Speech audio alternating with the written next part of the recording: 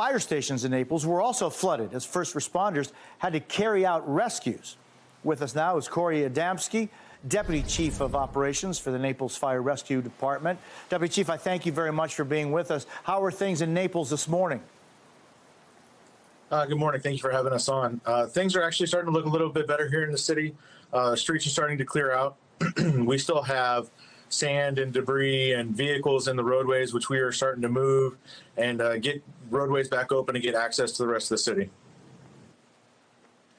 It's incredible how quickly the water comes in and then how relatively quickly it recedes, but it leaves damages. And I'm just seeing these videos of some of your fire rescue employees unloading a truck in waist-deep water. Others are going into cars and breaking the windows to get people out that are, stuck in their cars. Here we have, some of the fire engines that are just completely flooded. And yet there are those men and women just going through whatever it takes to go and save lives. How many rescues has your department made so far?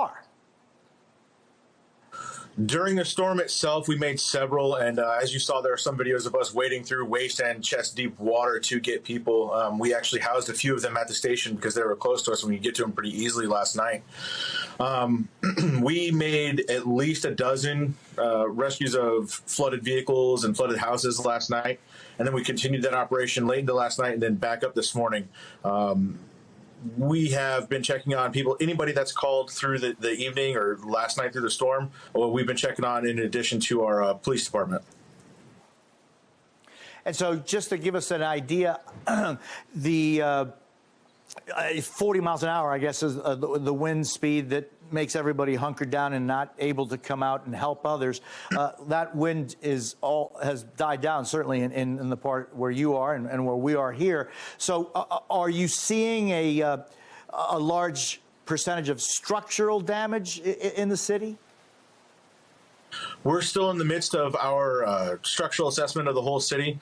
We did find a lot of trees down, vehicles moved, vehicles pulled out of parking structures and pushed into parking structures. We do see some structural damage. We just don't have a good estimate on how much so far.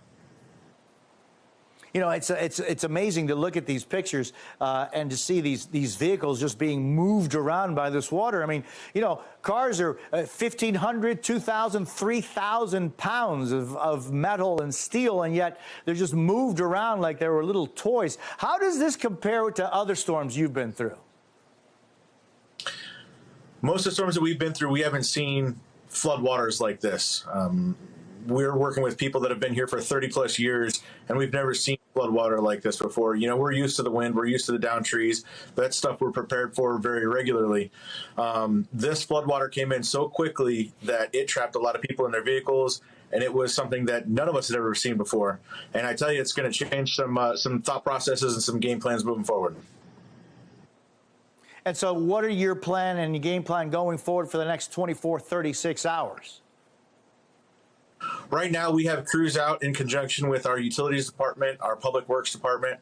We are gaining access to all of the citizens in the city, making sure our roads are open and we can get to any structures that need our assistance or any citizens that need our assistance. Our police department has the city pretty much locked down as far as people coming in and out. Unless you're a resident and you're not getting in.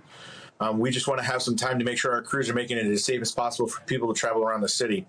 That's going to be most of today. And then we're going to be continuing to run our 911 calls like regular and calling back or checking on anybody who did call 911 that we haven't gotten to yet during the storm. And Corey, how much of power was lost? I mean, I don't want a specific number. I know you can't give it to us, but what kind of percentage number did you see of power outages? And have you seen power being brought back up?